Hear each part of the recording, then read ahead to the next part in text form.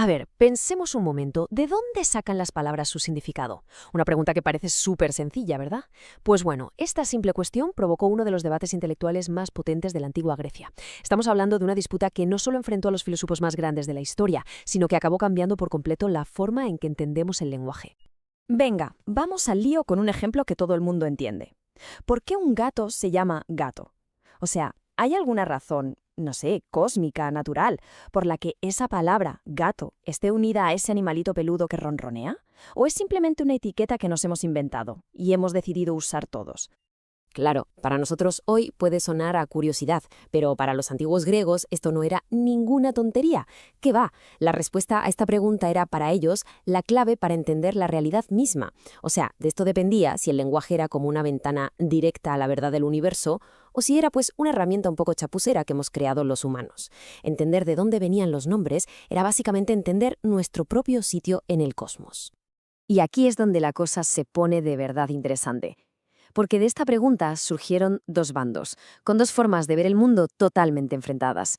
Un auténtico choque de trenes intelectual, que sin saberlo estaba poniendo la primera piedra de lo que hoy llamamos lingüística. En una esquina del ring tenemos al equipo naturaleza. Filósofos como Pitágoras o Parménides que creían en la physis. Para esta gente, las palabras no eran algo al azar, para nada. Eran como un eco de la realidad. Creían que cada cosa tenía un único nombre verdadero, una etiqueta que estaba unida a su alma, a su esencia. Y en la otra esquina, el equipo convención. Ellos defendían el nomos, o sea que las palabras son simplemente acuerdos, un pacto social.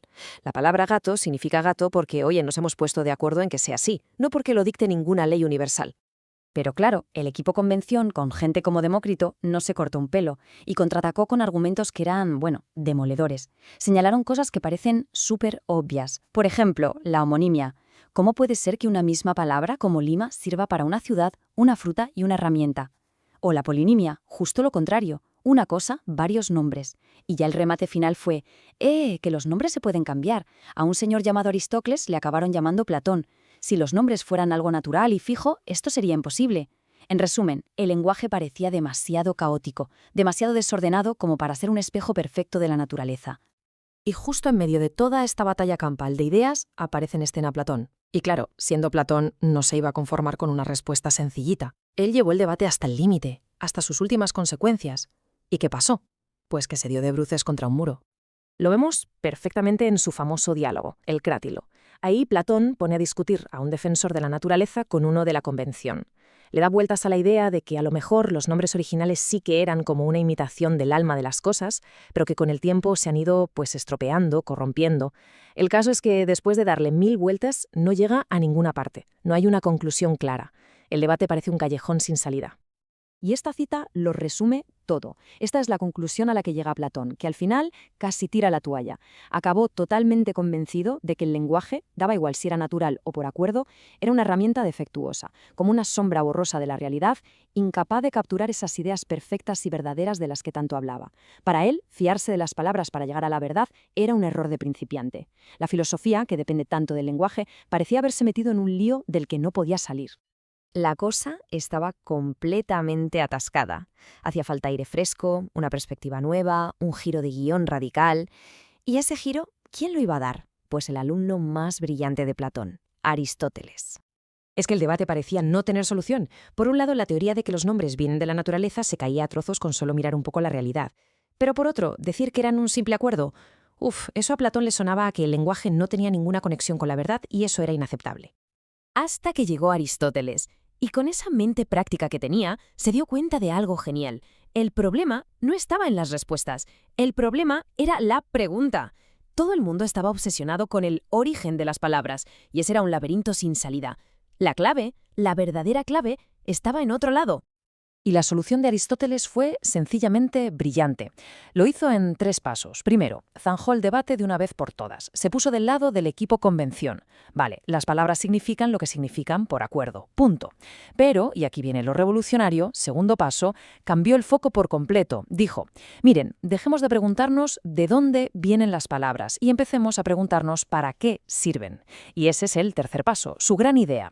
El lenguaje es un órgano, una herramienta, y no una herramienta para desvelar misterios cósmicos, sino para algo mucho más práctico, para razonar, para convencer a otros y para organizar la sociedad. Este cambio de perspectiva, claro, lo revolucionó todo. Para Aristóteles, el lenguaje dejó de ser un tema de dioses o de esencias escondidas y se convirtió en el pilar sobre el que se construye la vida en la polis, en la ciudad, o sea, el corazón de la vida en común. De hecho, Aristóteles montó un modelo con 3 niveles para entenderlo.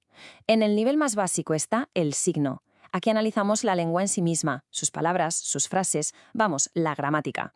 Luego un segundo nivel, el de la representación. Aquí vemos cómo usamos esa lengua para construir conocimiento, para pensar con lógica, para la ciencia. Y el tercer nivel, el más alto, es el de la ciudadanía. Aquí es donde el lenguaje se pone a trabajar de verdad en la sociedad, con la retórica para convencer en la asamblea y con la poética para crear arte y experiencias compartidas. La idea clave es esta. Para Aristóteles, el lenguaje no es un espejo de una realidad que está ahí fuera, escondida. No, es la caja de herramientas con la que construimos una realidad compartida. Es con las palabras que definimos qué es justo, que discutimos sobre política y que creamos lazos a través del arte. El lenguaje no se limita a describir el mundo, lo crea. Al hacer este cambio, al pasar de ver el lenguaje como un misterio a verlo como un sistema que se puede analizar, Aristóteles, sin quizás pretenderlo, le abrió la puerta a una ciencia completamente nueva. Su enfoque sentó las bases para el estudio científico de la lengua. Y es curioso porque, más o menos en la misma época, pero en la India, un gramático llamado Panini estaba haciendo algo parecido, una descripción brutalmente detallada y rigurosa del sánscrito. Mucho tiempo después, la semilla que plantó Aristóteles fue recogida por gramáticos romanos como Prisciano, que escribió un análisis del latín tan completo que se convirtió literalmente en el manual de referencia de gramática durante toda la Edad Media. El camino ya estaba abierto. En definitiva, al cambiar la pregunta, al pasar del por qué existen las palabras al cómo funcionan, Aristóteles hizo mucho más que resolver un debate. Prácticamente inventó una nueva forma de estudiar las cosas. Dejamos de buscar el alma místico de las palabras para empezar a analizar su cuerpo, su estructura, sus reglas, su uso. Estaban haciendo ni más ni menos la ciencia de la lingüística. Y así llegamos al final. Y la pregunta que se hacían los griegos, en el fondo, sigue muy viva hoy. ¿El lenguaje es una ventana a través de la cual vemos la realidad tal y como es? ¿O es más bien la caja de herramientas con la que nosotros mismos construimos esa realidad? ¿Nuestras sociedades, nuestro conocimiento? La respuesta seguramente siga estando en un punto intermedio entre la naturaleza y el acuerdo. Una pregunta para seguir pensando.